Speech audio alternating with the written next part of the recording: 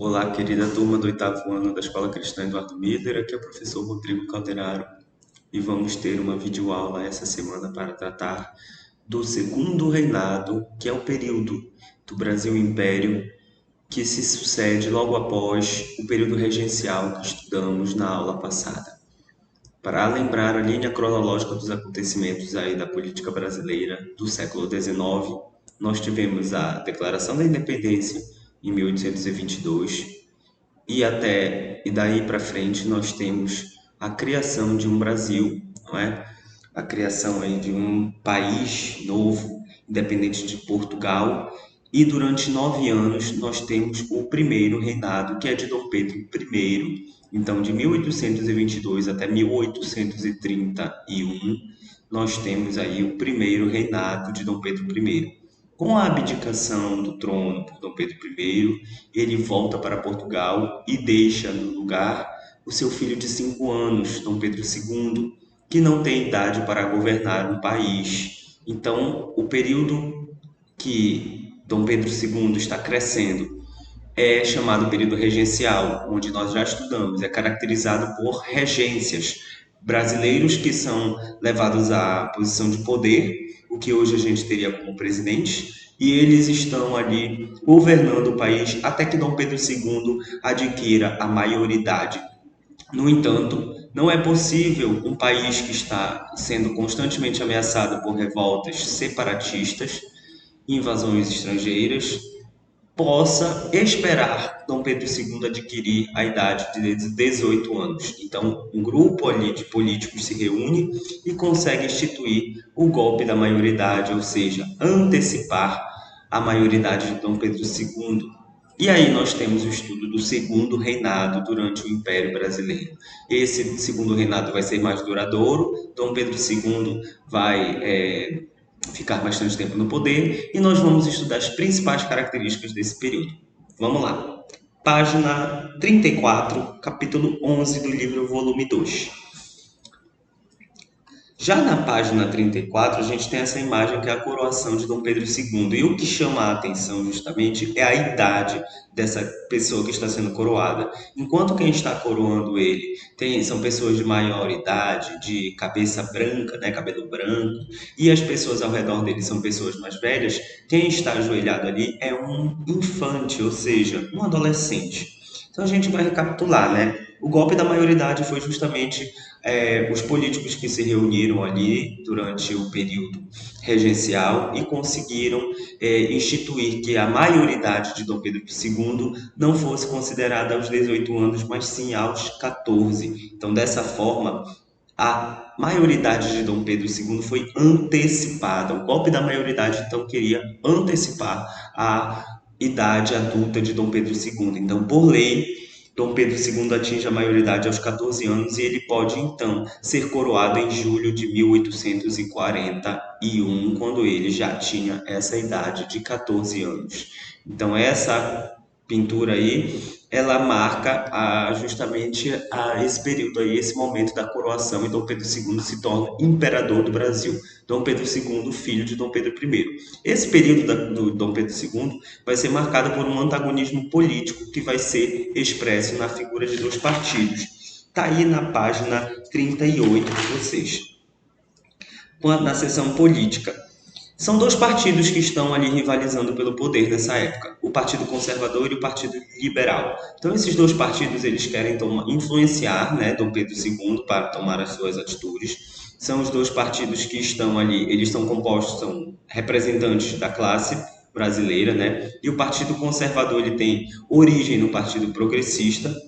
Os componentes dele são os grandes proprietários de terra do norte e do nordeste, alguns comerciantes e funcionários do governo, e eles buscam uma centralização do poder político na figura de Dom Pedro II. Já o Partido Liberal também tem origem no Partido Progressista, ele já representa os latifundiários, ou seja, grandes proprietários de terras do sul e do sudeste do Brasil e componentes ali da classe média urbana, médicos, funcionários, médicos, advogados, e outros engenheiros, arquitetos, pessoas que compõem a classe média urbana.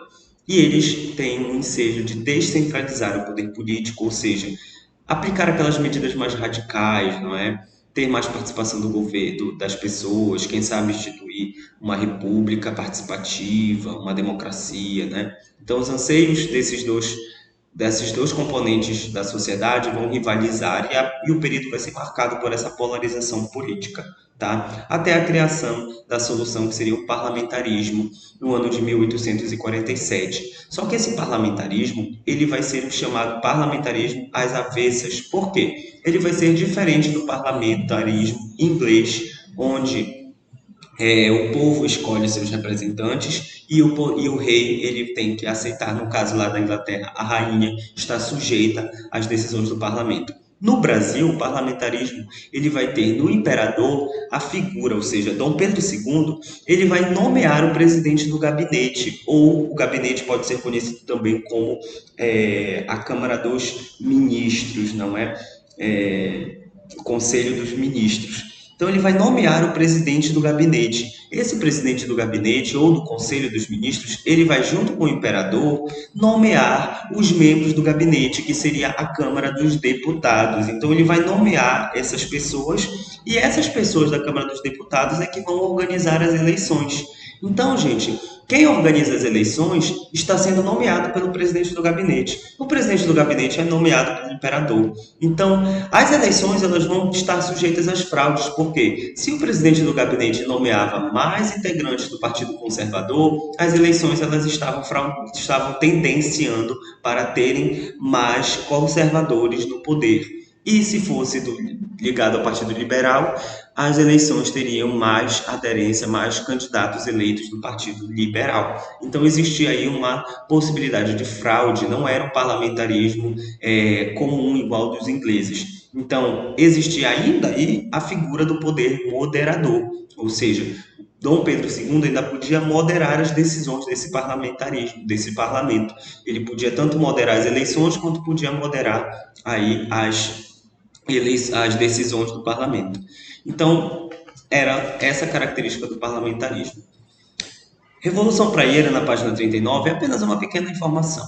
É uma revolução popular, né, um movimento popular de cunho separatista. Aconteceu ali no ano de 1848 na cidade de Recife, né, na província do Pernambuco. A província do Pernambuco, como a gente já viu, é palco de muitos movimentos sociais, muitas revoltas populares, porque é uma província que está afastada do centro, mas é muito importante economicamente, desenvolveu muito o Brasil, principalmente na economia da cana-do-açúcar, na produção do açúcar. Só que o declínio da produção de cana-de-açúcar e da exportação do açúcar nessa região vai gerar ali uma necessidade das elites e das pessoas se revoltarem contra a coroa, pedindo por separação, né? Eles queriam, enfim, direito ao voto livre e universal, liberdade de imprensa, extinção do poder moderador de Dom Pedro II, maior autonomia das províncias, né? E o fim do monopólio português no comércio, principalmente do açúcar. Então, a isso a gente chama que essa revolução tinha tendências liberais, ou seja, queria voto para mais pessoas, né? Queria maior autonomia das províncias, o fim do poder moderador de Dom Pedro II, e também queria expulsar ali o monopólio português, ou seja, queria impedir que os portugueses tivessem a preferência na compra do açúcar, né? Isso é uma política muito antiga no Brasil. Então, essa revolta foi reprimida pelo governo imperial. Dom Pedro II conseguiu sufocar essa revolta 2 anos depois, no ano de 1850, e aí ela está aí no material de vocês, para a gente entender ela como a última revolução ali durante o período do Império, né? A gente já estudou a cabanagem, a farroupilha, a sabinada, a balaiada, a revolta dos maleses, né? Então, todas essas revoltas populares, elas marcaram o período regencial, que era ali aquele período de instabilidade. A Revolução Praieira é como se fosse a última revolução ali de caráter separatista, e aí, enfim, no ano de 1850, a gente vai ter um período de estabilidade, né? Vai ter províncias que não querem mais se separar do Brasil, e o rei e o império vai ter um bom tempo aí para governar com paz. Gente, na página 40 tem a economia. A economia é um dos tópicos mais interessantes desse coisa. Por quê? A cana-de-açúcar está em declínio. O principal produto de produção e exportação que vai ser produzido aqui no Brasil vai ser o café. As lavouras de café, a plantação do café e a produção dessa bebida, que é muito famosa aqui no nosso Brasil e no mundo todo, ela vai ter um grande ganho, vai ter um salto, né? E aí ela vai ser expandida, o cultivo do café vai ser expandido ali, principalmente na região sul-sudeste, onde hoje estão os estados do Rio de Janeiro, São Paulo e Minas Gerais, tá? Então, vai existir uma grande expansão do cultivo do café e o café vai se tornar o principal produto agrícola do Brasil a partir da década de 1850. Então, esse mapa traz aqui para vocês essa área que está pintada aqui em cima de roxo. É o Vale do Paraíba, é a região que vai começar a produzir o café e vai ser o principal polo produtor do café.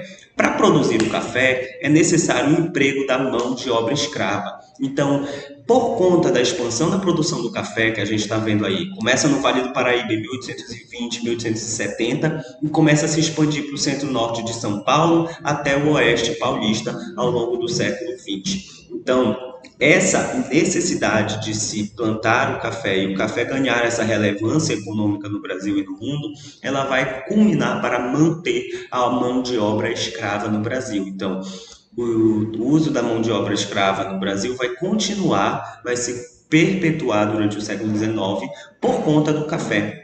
Mas não só a mão de obra escrava vai ser empregada, a imigração europeia também vai ser estimulada e vai acontecer com um grande número a partir aí do ano de 1850, porque nós vamos ver, vai ter leis que vão diminuir ali, vão proibir o tráfico de escravos, vai diminuir a possibilidade de um escravo dar à luz a outro, uma escrava dar à luz a outro escravo, né?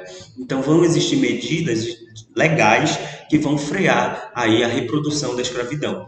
Mas a escravidão ainda vai ser lei, ainda vai ser mantida por lei, não vai ser proibida até o ano de 1888, até o final aí do século XIX. Então, durante o primeiro e o segundo reinado, a mão de obra escrava ainda vai ser muito difundida, tá? Com a mudança aí que vai ter uma imigração europeia e aí a mão de obra escrava vai diminuir. Isso aí a gente vê na página 42, 43, 44, 45.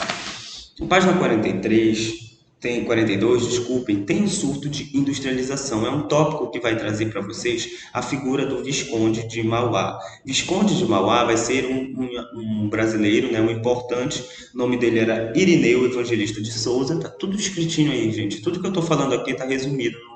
Eu estou resumindo o que está escrito aí no material de vocês para que a gente consiga enxugar esse capítulo e entender ele de uma forma mais didática e resumida, tá? Então, Irineu Evangelista de Souza recebeu o título de Visconde de Mauá. Ele era uma pessoa que estava ligada ao capital inglês, ou seja, ele se aliou aos grandes banqueiros ingleses para poder conseguir empréstimos e desenvolver economicamente a região de São Paulo. Então, ele foi uma pessoa ali muito importante ali da região do Vale do Paraíba, do sul e sudeste do Brasil.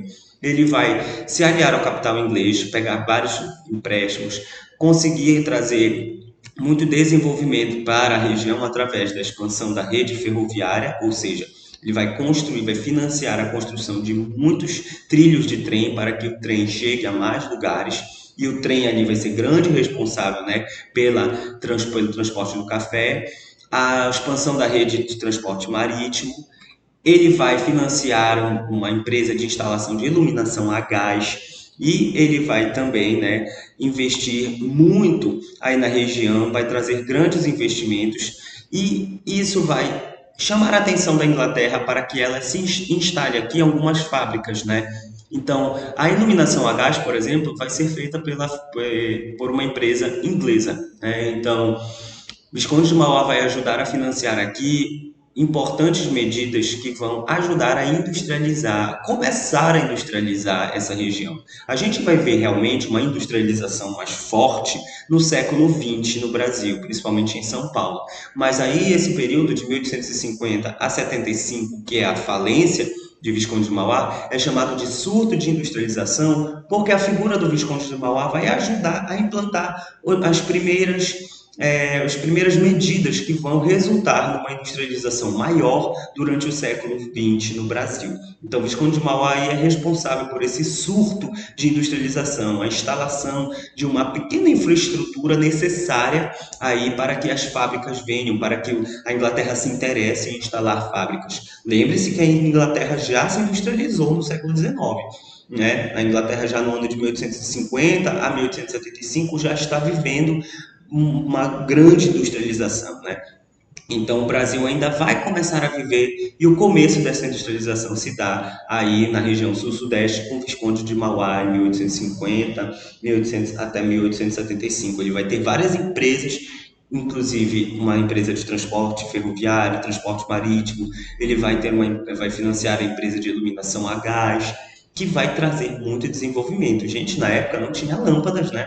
Ainda não tinha lâmpadas, então a iluminação a gás ela vai ser muito interessante, né? E esse gás ele era feito a partir dos óleos de baleia, então a Inglaterra tinha muito interesse em estabelecer uma iluminação a gás, porque era ela que fornecia o óleo de baleia, e o óleo de baleia era o principal combustível da iluminação a gás. Então, tá tudo relacionado aí. O Visconde de Mauá se relaciona com o capital inglês e a partir daí começa a introduzir mais melhorias na infraestrutura e a isso se chama o surto de industrialização no Brasil.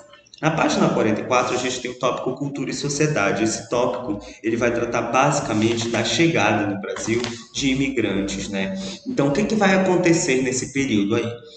A urbanização vai aumentar, a mão de obra livre vai aumentar, o uso da mão de obra livre, porque vão chegar imigrantes europeus e asiáticos, né? Vai aumentar a imigração europeia e asiática no Brasil, porque esses imigrantes vão servir como mão de obra aqui no Brasil. Eles vão empregar o seu trabalho no Brasil nas lavouras cafeeiras. E o que vai reduzir durante esse período do segundo reinado? Vai diminuir a escravidão, as leis abolicionistas elas vão diminuir a escravidão. O que são leis abolicionistas? Basicamente são duas leis. Uma que era a do ventre livre, que impedia que nascidos de ventres, ou seja, nascidos de pais e mães escravos, não fossem mais escravos. Essa lei ela impedia a hereditariedade da condição de escravizado.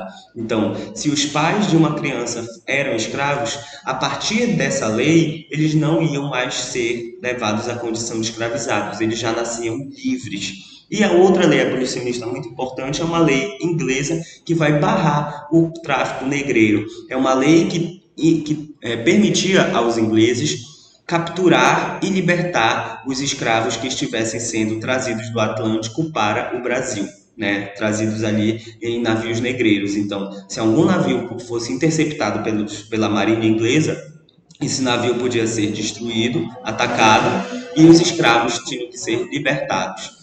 Então, vai diminuir também a concentração de antigos africanos levados à condição de escravizados, que agora estão sendo libertados, né, gente? Eles vão sair ali, vão sair das concentrações das áreas de norte e nordeste, por conta que o sul e o sudeste está mais aquecido economicamente, tem mais oportunidades de trabalho. Em suma, durante o período do segundo reinado, vai reduzir muito a escravidão. Por quê? O tráfico negreiro vai ser proibido, as crianças que nascem de africanos na condição de escravizados não vão mais necessariamente ser escravizadas, e vai ter que ser empregado, então, uma mão de obra vinda da Europa, geralmente italianos, poloneses, alemãos, japoneses, árabes. Então, vai ter uma mudança ali na composição social do Brasil, que antes era branco, europeu, português e relacionado e indígena, com a presença dos africanos que eram trazidos na condição de escravizados, vai ter um elemento do europeu italiano, do europeu alemão, do europeu polonês, do asiático japonês, do asiático árabe. Então, a presença dessas pessoas vai aumentar a mão de obra de imigrantes, a mão de obra livre. A escravidão, ela vai ser uma instituição cada vez mais fraca, né? O comércio de escravos já vai ser terminado ali na década de 1850. Os escravos estão cada vez mais conseguindo alcançar a condição de libertos, né? Porque no Brasil é possível o escravo ser liberto. E eles vão cada vez mais sair ali das áreas mais pobres, norte e nordeste, porque não tem tanta oportunidade de emprego, e estão indo para o sul e sudeste, onde o café é um produto que emprega bastante pessoas, as indústrias estão começando a surgir, então vai existir essa reconfiguração aí da sociedade no período do segundo reinado. Um outro fato importante que o material de vocês traz é a Lei de Terras. A Lei de Terras, ela é do ano de 1850. É um dispositivo legal que tem a principal função garantir a posse dos grandes proprietários de terra, ou seja, garantir o latifúndio produtor de café e de cana-de-açúcar, para que essas pessoas que estão vindo da Europa não tenham condições de comprar terras ou seja, diminuir o patrimônio dos grandes proprietários e nem os africanos que estão sendo libertos da condição da escravidão consigam adquirir suas próprias terras, né? Então é uma forma de impedir tanto os imigrantes quanto os africanos libertos de possuírem terras. Então, qual é a lógica dessa lei de terras, então? É manter a grande concentração das terras produtivas nas mãos dos mais ricos e garantir que esses mais ricos tenham mão de obra para trabalhar na lavoura do café ou da cana-de-açúcar. Porque se os imigrantes que vierem para cá conseguirem comprar essas terras, eles não vão mais depender desses grandes proprietários. Se os africanos que estão tornando-se livres não tiverem como comprar terras, eles têm que depender dos grandes proprietários e trabalhar sendo assalariados. Isso daí vai criar uma grande quantidade de fraudes, porque terras que antes não eram dessas pessoas vão ter que se tornar terras. Vai existir grandes fraudes para que os grandes proprietários de terra continuem com suas terras ou adquiram terras que antes não deveriam ser deles. E vai existir uma concentração de terras produtivas nas mãos dos grandes proprietários. Então a lógica é quem já era mais rico continuar muito rico e essas pessoas que estão chegando ao Brasil, sendo os imigrantes ou então os escravos os antigos escravos que estão sendo libertos, eles consigam conquistar terras, comprar terras e serem independentes, é uma medida que impede a independência dessas pessoas para que esses grandes proprietários, que eram as pessoas ligadas aos partidos políticos, ligadas a Dom Pedro II, continuem ricas, né? Então, existe aí a lei de terras que está inserida nessa lógica e é interessante a gente dar uma estudada nisso. Por último, tem o cotidiano nos centros urbanos, que é o tópico final do material aí desse capítulo. O que vai mudar? A década de 1850 ela vai ser uma década de relativa estabilidade social por conta das tréguas nas revoltas separatistas. A gente tem um período ali de grandes revoltas populares e aí não vai mais ter essas revoltas vão ser sufocadas, então a gente vai ter um período de estabilidade social, né? Não vai ficar tendo, as cidades não vão ser palco mais de conflitos, né? A Belém, por exemplo, não vai ser mais o palco da cabanagem. A gente vê que a cabanagem está interiorizando, então vai ter um relativo clima de paz ali na década de 50. Isso tanto em Belém, quanto no Nordeste, quanto no Sul e Sudeste. E também um período de estabilidade financeira. A lei de terras ela vai dar esse período de estabilidade financeira, né? Ela vai ser uma lei que vai contribuir para que os grandes proprietários de terra continuem ricos e investindo, né, seu dinheiro nas cidades e nas fazendas. Aliado a isso, vai ter um projeto urbanizador. O que significa isso? É a criação e a melhoria das cidades brasileiras, né? Então essas cidades elas vão seguir o modelo europeu, como a gente pode ver aí nessas duas imagens, nessa imagem que está na página 47 do livro de vocês.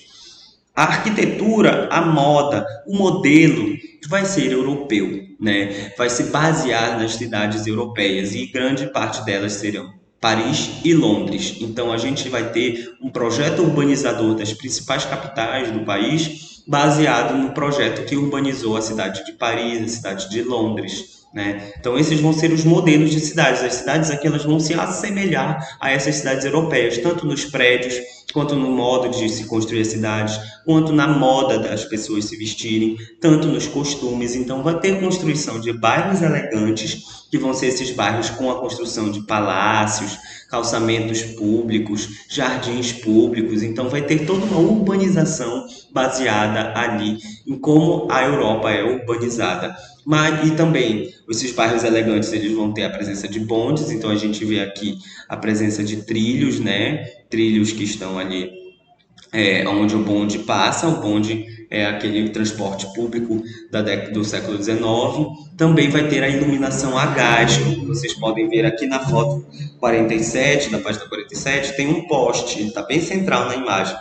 E aí tem os automóveis, né? Vai começar a surgir esse projeto urbanizador aí muito parecido com o projeto europeu. Só que ao lado dos bairros elegantes, tem o bairro dos trabalhadores e das pessoas pobres, que é hoje o que a gente conhece como periferia, né? Então, o bairro elegante vai ser o bairro central, o centro histórico, o centro da cidade. E na periferia vão se estabelecer os bairros que vão abrigar as pessoas pobres, os trabalhadores, as pessoas que são necessárias também para a manutenção da cidade, né? Além disso, o projeto urbanizador ele vai trazer uma modificação nos hábitos dos brasileiros. O chá da tarde, que é um costume inglês, os bailes da noite, que vão ser um costume da elite, e esses espaços vão começar a ser frequentados pelas elites. A existência de peças teatrais, de espetáculos musicais nos teatros, tudo isso vai modificar os hábitos da elite, vai transformar ali um modo de vida urbano. O Brasil, que era muito agrário, né, no período colonial, no período da produção da cana-de-açúcar, né, no período ali do ano de primeiro reinado, ele vai começar a se tornar um Brasil mais urbano. E junto com essa urbanização vai vir também uma modificação dos hábitos dos brasileiros, né? Eles vão começar a se comportar de um modo de vida mais urbano, só que esse modo de vida é baseado no modelo europeu, né? E isso vai gerar uma desigualdade social, porque os brasileiros pobres não vão compartilhar desse modo de vida. Não vão ter acesso ao chá da tarde nos locais, nas confeitarias chiques, não vão ter acesso aos espetáculos teatrais, aos espetáculos musicais, tampouco aos bailes. Esses espaços são destinados à elite. Esses calçamentos bonitos, esses prédios bonitos, a iluminação a gás, ela vai chegar somente nos bairros elegantes, onde as elites vão viver e se sociabilizar. Os bairros pobres, eles vão continuar sem calçamento, vão continuar sem palácios, jardins públicos, sem iluminação a gás. Então vai ter uma produção de desigualdade social nos centros urbanos. Queridos e queridas, aqui fica esse capítulo. Para a gente fixar o conhecimento, eu quero o conteúdo da página 48 e 49 resolvido e enviado através do aplicativo Clipe Escola, tá bom? Qualquer dúvida, tirem comigo lá no aplicativo, vou estar à disposição para clarear aí, caso vocês não tenham entendido alguma coisa, tá bom? Dê uma lida aí nesse material, assistam essa aula com calma, porque eu estou tentando resumir aí esse conteúdo. E na próxima aula a gente finaliza aí esse conteúdo para dar início à nossa terceira, quarta avaliação, tá bom? Fiquem com Deus, até a próxima semana. Tchau, tchau.